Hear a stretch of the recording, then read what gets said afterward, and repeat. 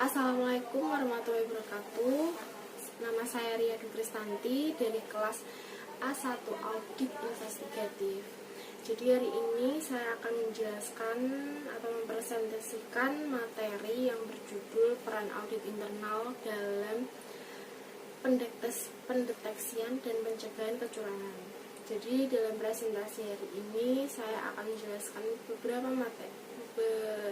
Dalam judul ini beberapa hal yang akan saya jelaskan, yaitu yang pertama tentang fenomena apa saja yang berkaitan dengan kecurangan. Terus yang kedua itu menjelaskan apa itu diamond theory dan apa saja elemen-elemennya yang ada di dalamnya. Terus yang ketiga itu komponen pengendalian internal. Terus yang keempat itu peran internal audit. Terus yang terakhir kompetensi audit internal. Jadi sebelumnya kita harus mengetahui dulu apa itu audit internal. Jadi audit internal itu suatu kegiatan yang melakukan evaluasi atau atas efektivitas pengendalian internal yang sudah ditetapkan dan dijalankan oleh manajemen, mewaspadai terhadap adanya resiko indikasi kecurangan di perusahaan. Jadi itu tugasnya audit internal itu sebagai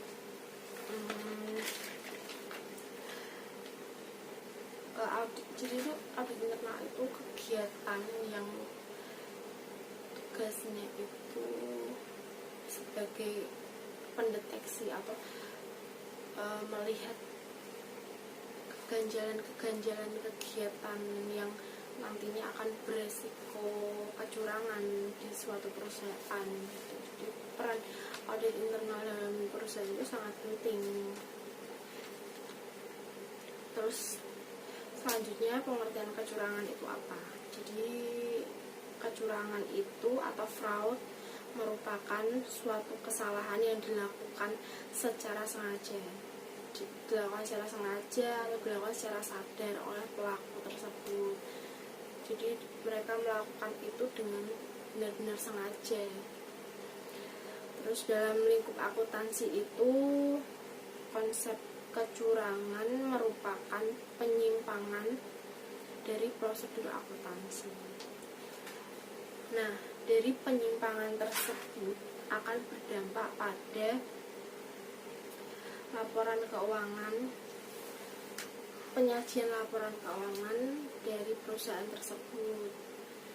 Jadi yang nantinya akan menjadi kendala atau menjadi suatu hal yang negatif dalam laporan keuangan perusahaan tersebut. Terus lanjut kita akan bahas topik yang pertama, yaitu tentang fenomena yang berkaitan dengan kecurangan. Di sini saya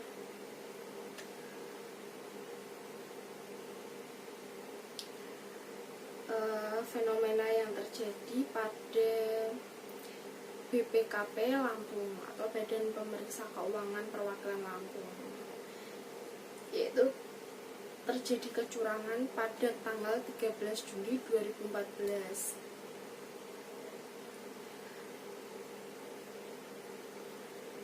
Lalu BPK Perwakilan Lampung itu menemukan penyimpangan penggunaan anggaran perjalanan dinas atau Perjas di 10 pemerintah daerah di Lampung. Dari 10 Pemda itu, penyimpangan anggaran Perjas terbesar terjadi di pemerintah Kabupaten Pesawaran sebesar 1,35 miliar.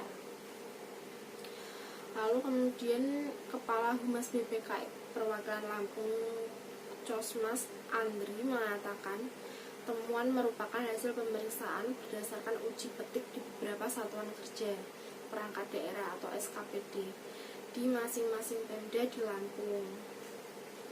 Terus selanjutnya itu pada tahun 2016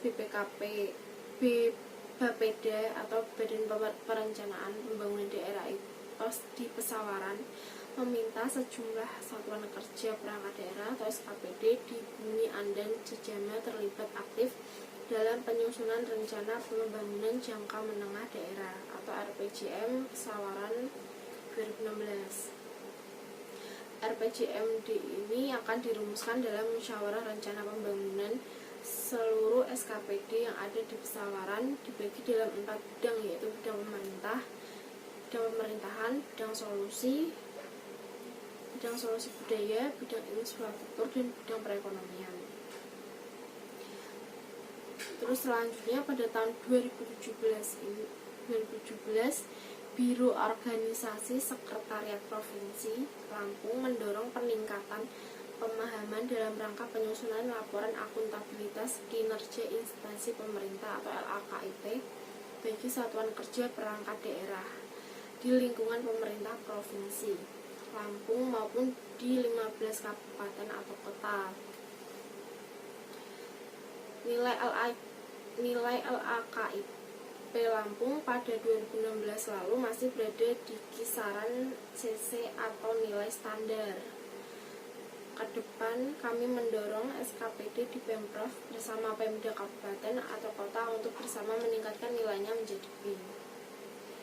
Skor nilai CC tersebut, kata Aris, menunjukkan Pemda masih belum maksimal dalam melakukan pelaporan kinerja pemerintah yang disampaikan Kementerian Pendayagunaan Aparatur Negara dan Reformasi Birokrasi.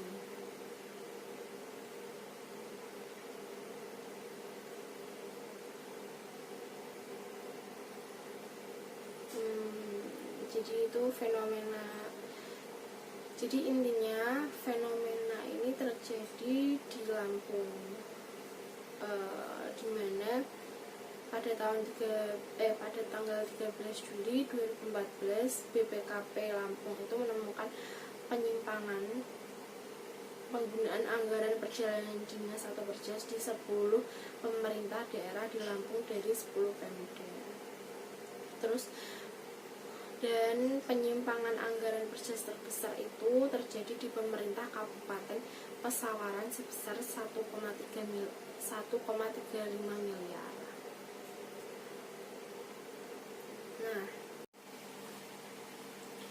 Nah, jadi dari kasus tersebut kita bisa menganalisis kecurangan dari kasus tersebut itu dengan menggunakan Diamond Theory.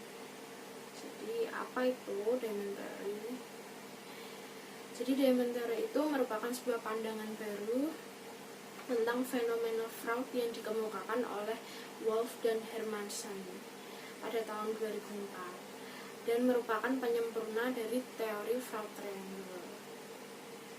Terus di teori fraud Diamond ini menambahkan elemen capability atau kapabilitas atau kemampuan sebagai elemen keempat selain dari opportunity, terus rationalization sama pressure yang sebelumnya telah dijelaskan dalam teori fraud triangle.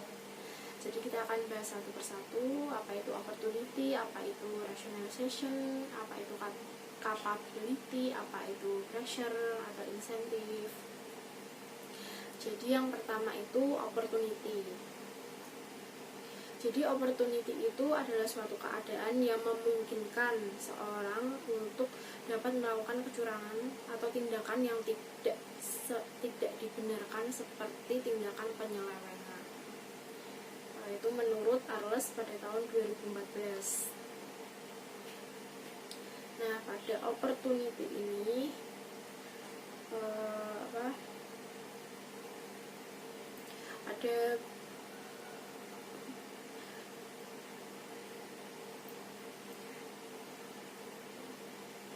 ada opportunity ini ada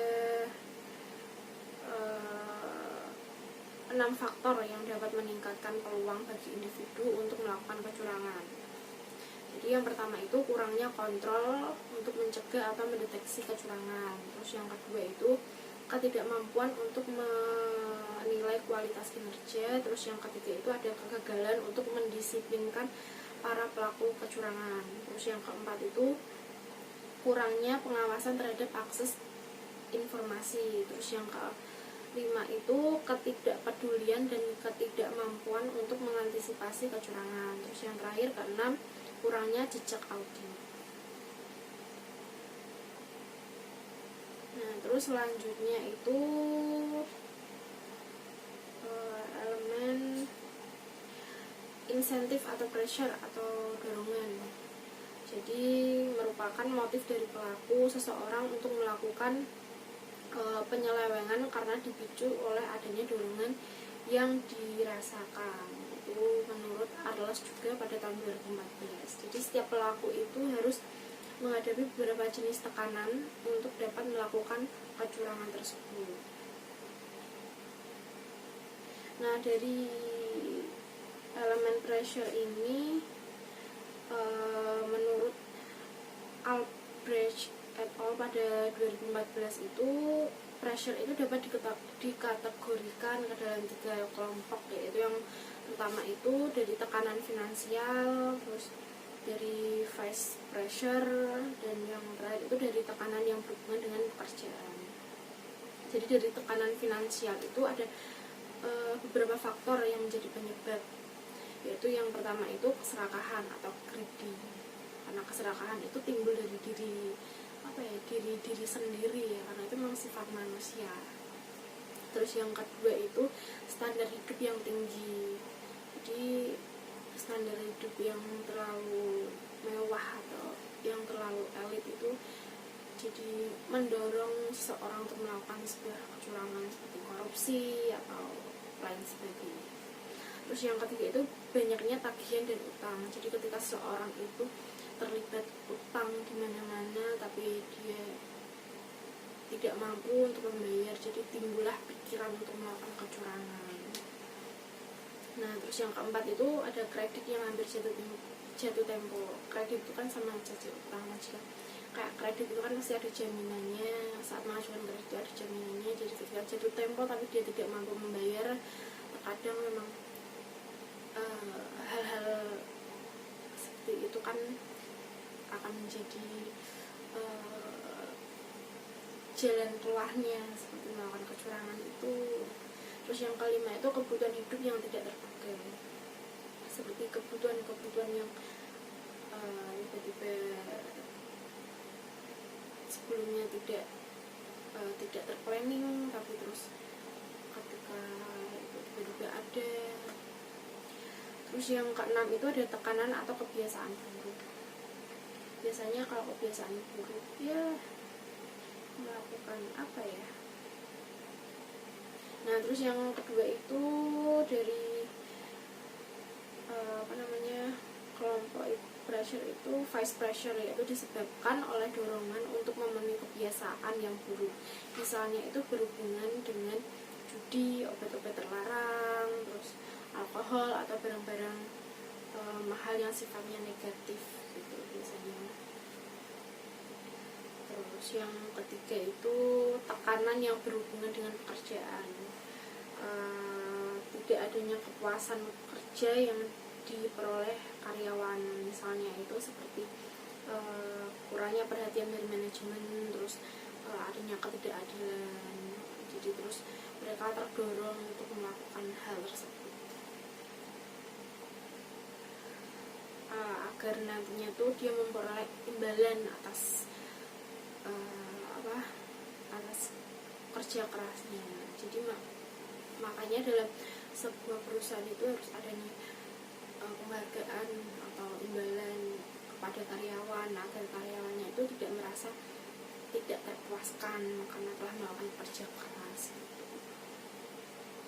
Terus yang elemen selanjutnya, elemen ketiga dari Demon teori itu adalah rationalization, yaitu menunjukkan bahwa pelaku harus bisa merumuskan beberapa bentuk rasionalisasi yang dapat diterima secara moral sebelum terlibat dalam perilaku yang tidak etis. Itu menurut Abdullahi Mansur dan Nubu pada tahun 2015. Jadi itu rasionalisasi itu memungkinkan seseorang atau yang melakukan kecurangan itu memandang tindakan ilegalnya sebagai suatu tindakan yang dapat diterima.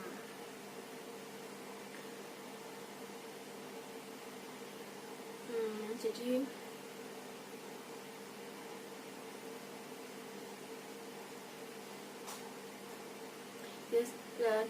jadi dalam rasionalisasi ini Albert pada tahun 2011 itu mengemukakan bahwa rasionalisasi yang sering terjadi ketika melakukan fraud itu adalah seperti yang pertama, aset itu sebenarnya milik saya.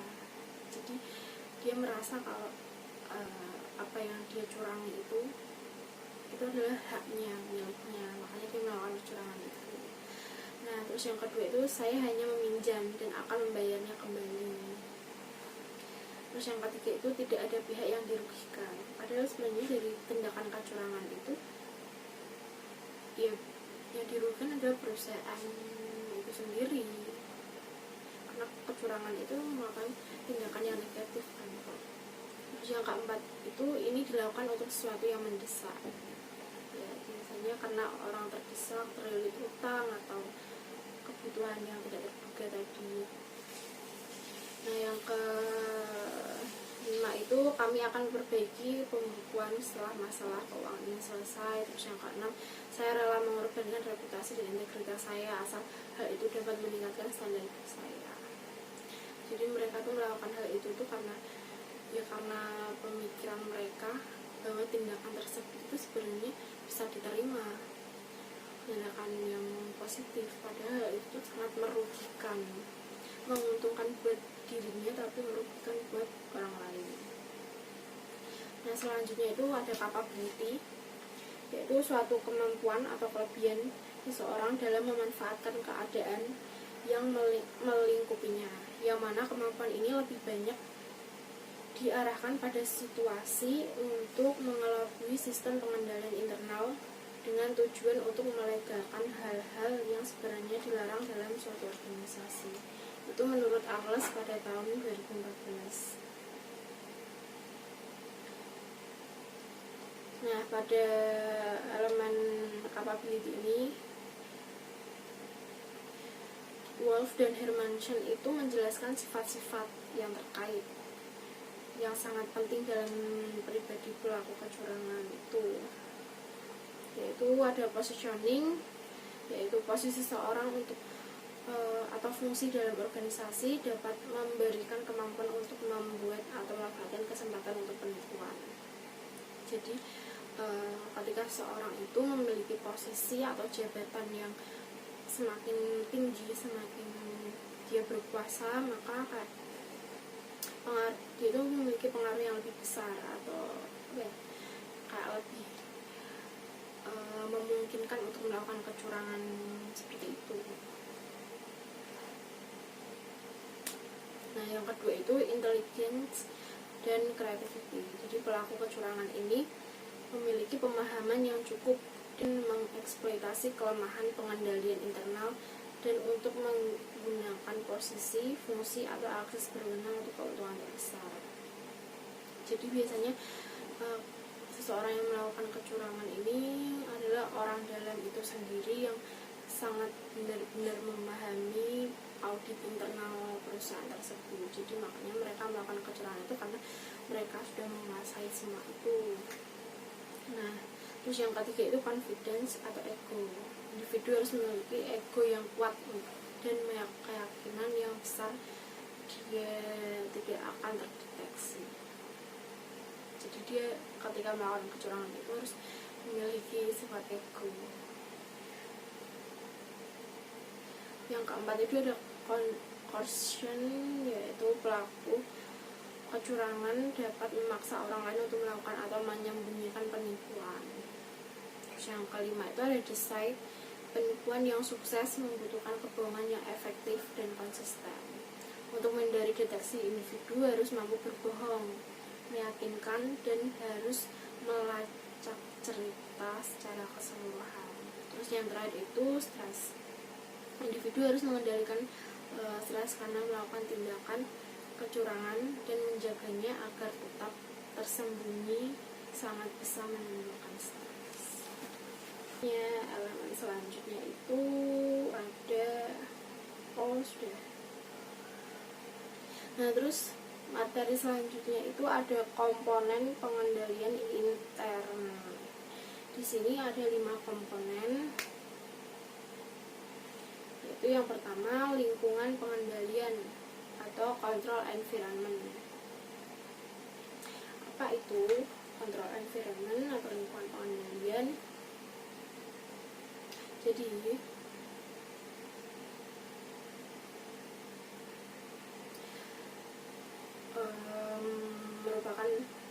adalah menetapkan suasana suatu organisasi yang mempengaruhi kesadaran akan pengendalian dari orang-orangnya. Lingkungan pengendalian merupakan fondasi dari semua komponen pengendalian intern lainnya,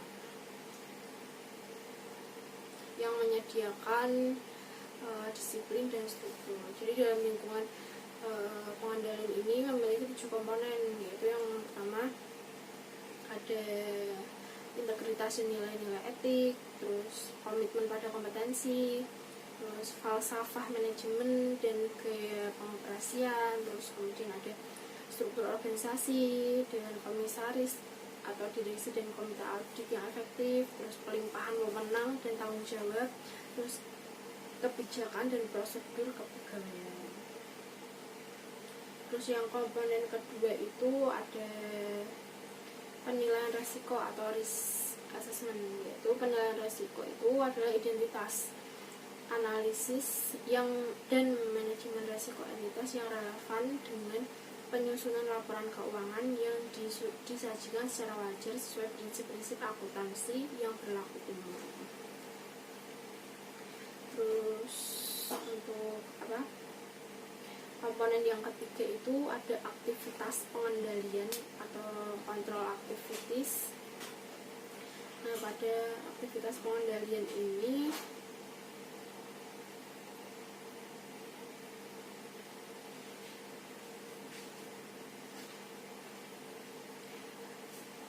merupakan kebijakan dari prosedur yang dikembangkan oleh manajemen untuk mengantisipasi resiko yang dapat menghalangi entitas mencapai tujuannya. Terus dari aktivitas pengendalian ini tuh punya tujuan dan diaplikasikan pada berbagai tingkat organisasionalnya dan fungsional dalam sebuah entitas.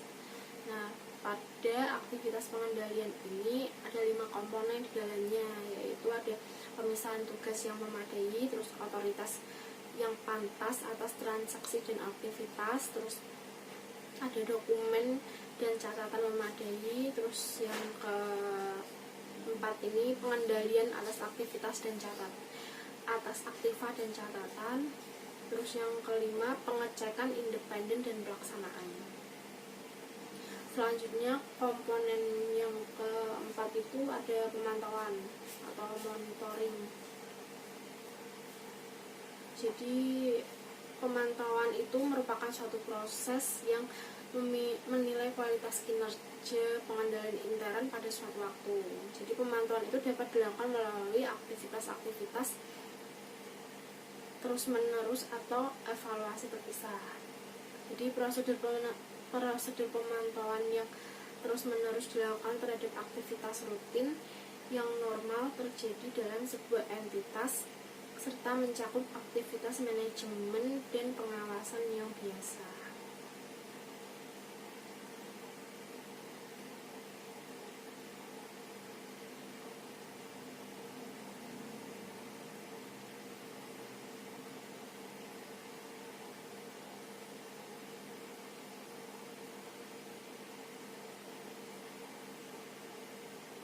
Nah, terus untuk komponen yang kelima atau yang terakhir ini ada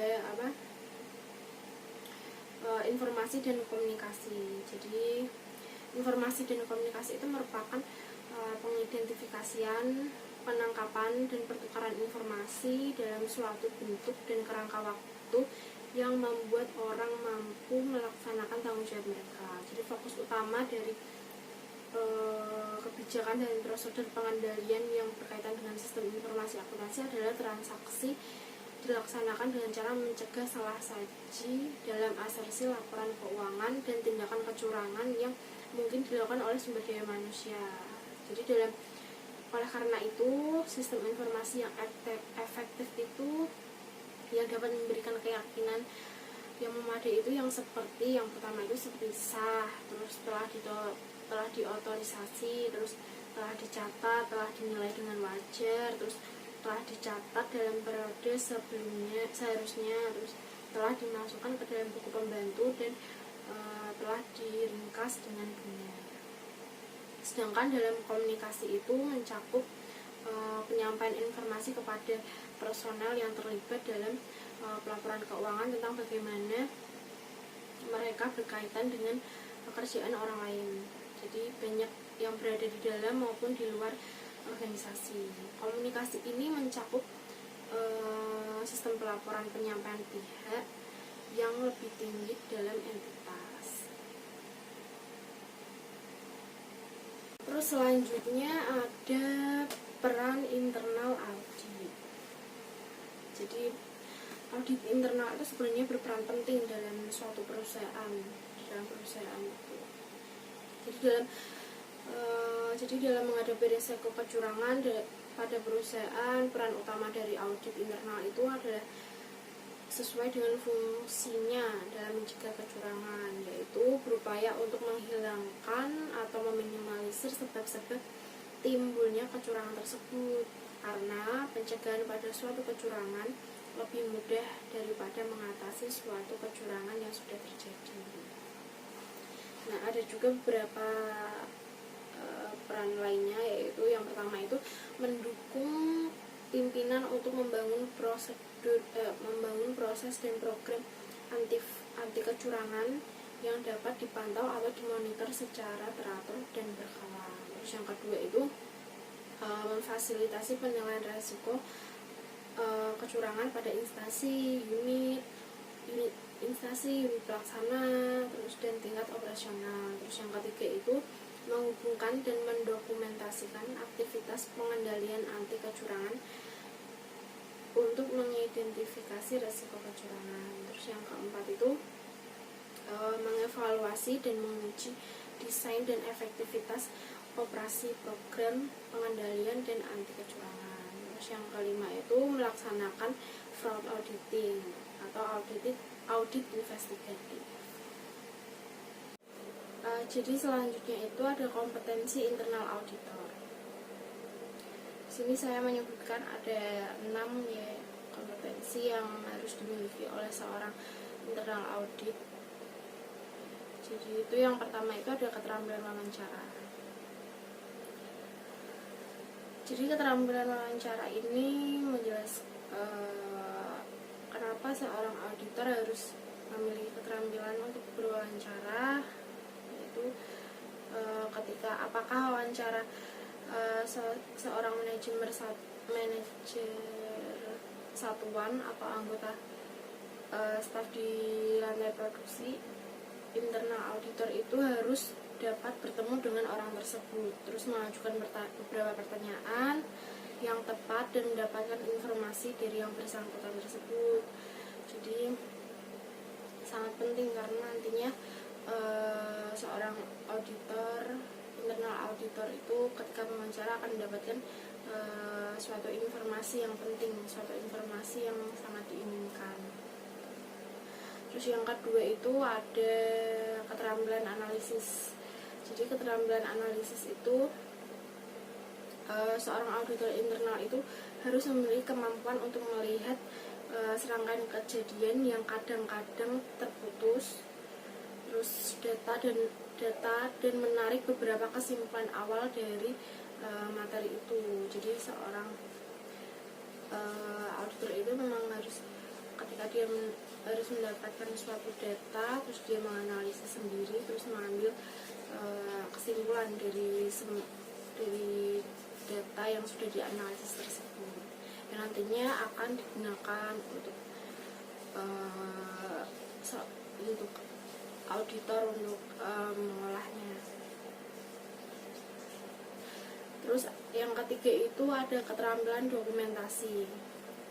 Di sini keterampilan dokumentasi itu seorang auditor internal itu harus dapat mengambil hasil pengamatan, audit, dan pengujian data dan dokumen hasil tersebut. Terus baik secara lisan, dari grafis yang menggambarkan lingkungan yang sedang diamati.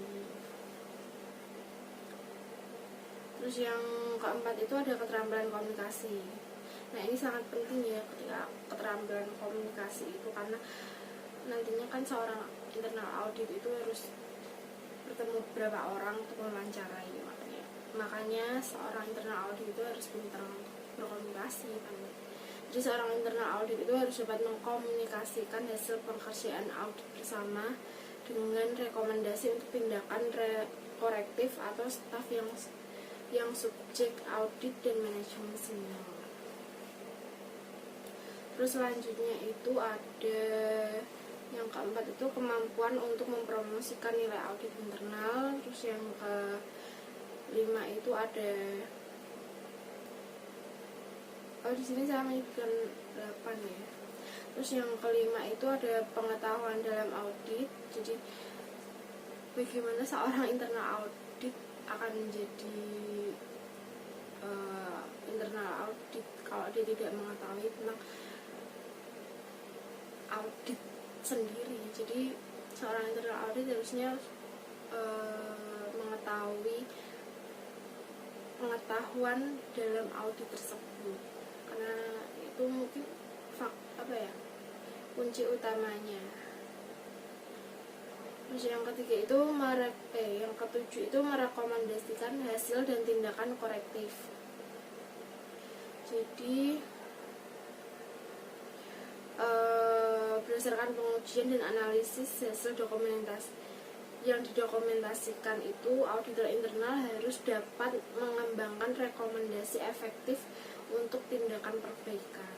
Jadi setelah dia menganalisis terus menghasilkan dokumentasi, maka dia audit internal itu dapat memberikan rekomendasi yang bagaimana yang lebih efektif. Jadi terus memberikan rekomendasi tindakan apa yang harus diperbaiki seperti itu. Terus yang terakhir itu pemikiran kritis kerja tim. Jadi seorang auditor itu harus memiliki pemikiran kritis yang dimana pemikirannya itu terbuka. Jadi wawasannya tuh luas, jadi dia tuh lebih kritis gitu. Terus untuk kerja tim dalam tugasnya ini memang harus diperlukan hubungan antar kerja tim yang baik agar pekerjaan tersebut itu bisa dikerjakan dengan baik.